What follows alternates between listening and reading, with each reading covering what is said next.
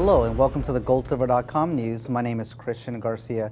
Nothing really new or exciting or game-changing happened this past weekend, but we're still going to share some interesting stories, starting with the Telegraph. Minimum wage frozen for young people. The national minimum wage rises by 1.8% for adults this October, but is frozen for 16 to 20-year-olds over concerns that it is damaging job prospects.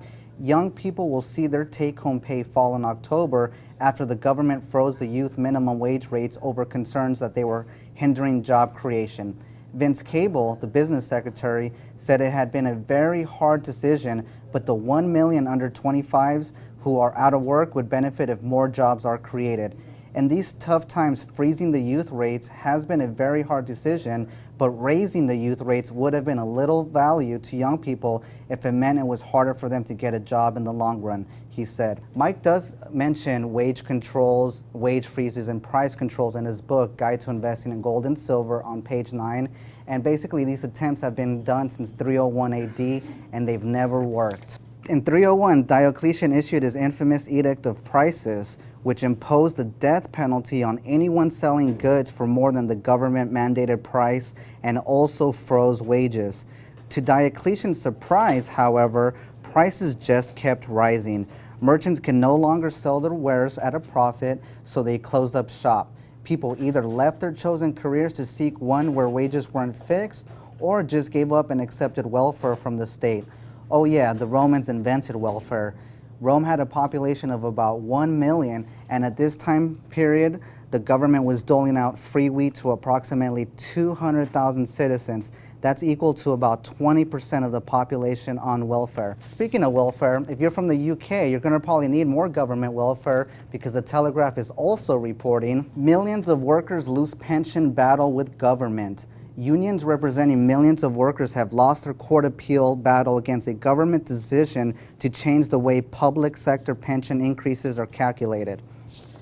3 appeal judges today refused to overturn a high court 2-to-1 majority ruling last December, which backed the government's approach.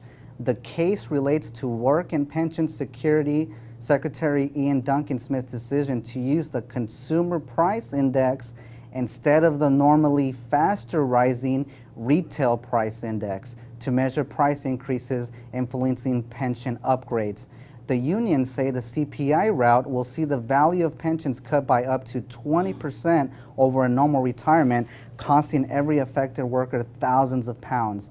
They accuse the government of unlawfully attempting to reduce pension costs in the battle to cut the UK's financial deficit. But the court said that where they were 2 different indexes, either of which could properly be used for the purpose of uprating public sector pensions, it was permissible for the government to take into the account the effect on the national economy when choosing between them. Governments can do whatever they want, and if history has taught us anything, they're going to do what's in their best interest, not your best interest. And speaking of best interest, the Wall Street Journal also reports Asian nations look to double currency fund. Southeast Asian nations, along with Japan, South Korea, and China, plan to double the size of a fund created to help each country battle currency volatility, an official at the Association of Southeast Asian Nations said on Sunday. The group, which includes the 10 members of ASEAN as well as the North Asian countries, is considering boosting to $240 billion the war chest to combat currency troubles through the so-called Chiang Mai Initiative, said Aladdin Rio, director of the chief economist of the Asian Integration Monitoring Office in Jakarta. A task force of technocrats from ASEAN and the other nations decided to recommend the change to members earlier this month, he said. It will be considered and likely approved by deputy finance ministers and central bank governors of all the countries when they meet in Cambodia on March 28. If agreed, it will be finalized during the meeting of finance ministers of the 13 countries on the sidelines of the Asian Development Bank's annual meeting in Manila in May. Right now, economic uncertainties have escalated, so the task force decided that more money was needed in the case of these emergencies, he told the Wall Street Journal. What economic uncertainties? Well, the BBC is reporting China home prices continue to slide for 5th month. property prices in most Chinese cities have fallen for a fifth consecutive month, underpinning government success in curbing speculation in the market. In February, new home prices in 45 out of 70 cities fell compared to the previous month, the National Bureau of Statistics said on Sunday. In January, 48 cities saw prices fall compared to the previous month. Chinese leaders have said prices remain too high and that property controls will remain in place. So China is also using price controls, but the more significant thing is that home prices are falling in China. Now, if you remember here in the United States, home prices stayed flat for about a year before they started declining. But once they started declining, approximately 6 months after that, we had the Bear Stearns scandal, and we're still suffering from that fallout. So it's important to monitor this situation as time goes by. Now, some other information coming out of China is being reported from Reuters. World focus shifting from value of Chinese yuan, says the OECD. Critics of China's foreign exchange regime have shifted their focus from the value of the yuan to the mechanism in which its day-to-day level is set, the head of the OECD said on Tuesday. A fresh sign that currency may be near its equilibrium level.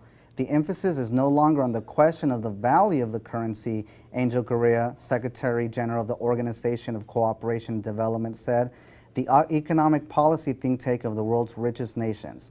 The question is not about fixing a particular level and saying now it's okay, but about the system through which the value of the currency is fixed every day.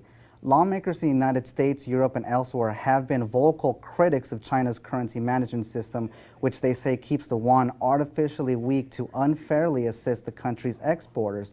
While U.S. President Obama is set to sign a bill into law to allow duties to be imposed on subsidized goods from China and Vietnam, which the White House says will protect American jobs.